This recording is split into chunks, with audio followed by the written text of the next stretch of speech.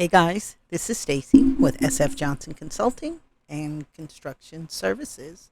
Just wanted to review something very quickly on a few people have asked me what exactly is OSHA 10, what's in the class, what's required, and how do we now with COVID take the class? Well, last question first. With the COVID, we can now take all of the classes or teach all of the classes online. As long as we have 3 students at one time, then we are able to do that. We just need to let OSHA know ahead of time. And now, what is OSHA 10? Well, the 10 and the 30 refer to how many hours of instruction, and it doesn't include breaks, and it doesn't include testing and things of that nature. So it's always usually a little more than 10.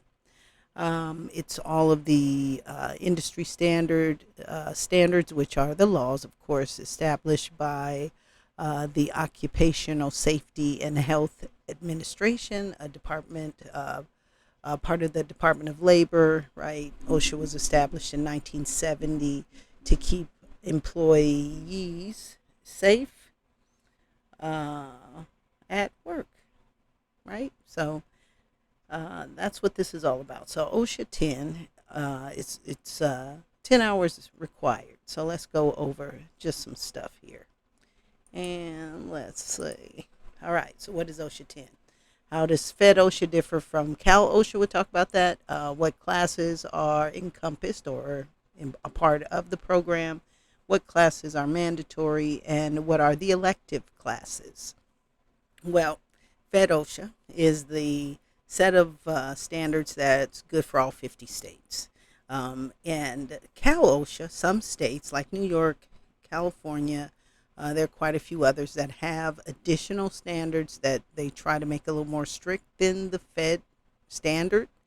And so in most cases, the Fed standard is appropriate unless your company wants you or the government asks you to do the, in our case, Cal OSHA, in addition or to have that. Okay, and so that's how that differs. Now, what is a part of the program? And we'll just go over that. Next slide, please. Okay, so OSHA 10 is a 10-hour workplace safety program developed by the Department of Labor in 1970. We feel that anyone in the field of construction, whether you work in the office or out in the field, you should have an OSHA 10 certification because it helps you to be aware of the hazards in construction. So whether you're personally related or a coworker of yours, you can assist the office, the company, in maintaining a safe work environment for your coworkers and office staff and all of that. So there is a difference between 30 and 10. Of course, 30, you're going to do 20 more hours. We recommend that the 10, again, is for anybody in construction, whether you are actually a carpenter or work in the office. And 30, we recommend for anyone in the management position because there are a lot more classes. I mean, you should take 30 if you're in construction, period, as far as I'm concerned. I'm a nerd. I love to learn. So, but 30 is really company wise if they want to, in terms of cost effectiveness, right? 30 is for more for managers. And the only difference is in that you have a lot more classes, of course, more detailed classes. So we'll go over that. Where are we? Here we go. All right. Now, OSHA has designed the plan with a set of mandatory classes, and another set called electives. So the mandatory classes, of course, are mandatory. Whether you have OSHA 10 or OSHA 30, you have to take those sets of classes. And then the electives, you can choose from a variety of classes based on the work that they do. So if you are a company that works with cranes, well, you'll take that as opposed to one that doesn't and has no need to have safety standards related to cranes. But if you are a general contractor, of course, you need to have the OSHA 30 on top of it and make sure you have all of that. So that's pretty much it. And so mandatory classes introduce OSHA and focus on actual injuries experienced by the workers and how to protect them from those. So Basically, mandatory classes focus on what is OSHA, why was it established, and then workplace injuries covers that, and owners or employees' responsibilities, employers' responsibilities, and then it focuses heavily on the focus for or fatal for hazards, health hazards, and PPE. Everyone's heard of PPE because of COVID. Uh, it's your private personal protective equipment, so headgear, feet gear, respiratory, that kind of stuff. Okay, and these are the mandatory hours that must be no less than 6. And so all of that you got to cover in 6. But each of these individually, like the focus 4, you have to do an hour of this, hour of that.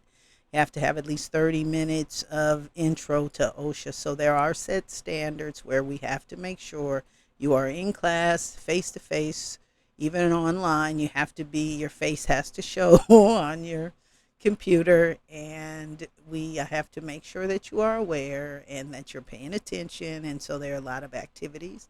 And then the good thing about the breakout rooms, that's always a lot of fun. So we do that. That's how we help the students become interactive and kind of take a real active part in the class. And so that's what we do. So that's a little bit about. Now let's see. I think on the next slide we have actual. Yeah, there we go. So the elective courses. Okay, so 6 hours of mandatory, and then the remainder can be these. And so 30 minutes in length. Cranes, derricks, hoists, elevators, and conveyors. These are your electives that you can choose from. Okay, so excavations, material handling, storage, use, and disposal, scaffolds, stairways and ladders, tools, hand and power. So those are your electives that you can choose from for the remaining time. So if you have any additional questions or would love to join OSHA Live, which is our ongoing OSHA class that we have for our students, where we teach all this stuff on an ongoing basis. And so with OSHA, if you have up until 6 months to take your classes to get your certification. And so our OSHA Live class is a live class where you join with us and we go over everything that's required for either OSHA 10 or OSHA 30. It's a monthly plan, and it's not expensive at all considering what we do and what we help you learn and retain and achieve. So any questions, please email me directly at info@sfjohnsonconsulting.com. Otherwise, I will see you on the next video, and then the one after that, and the one after that. And look for OSHA's 10 most cited violations. I think we have that coming today, and today is Monday, September 12th. So that'll be showing up real soon this evening, probably at the end of the evening Pacific time. So thanks a lot, guys, and I will see you soon.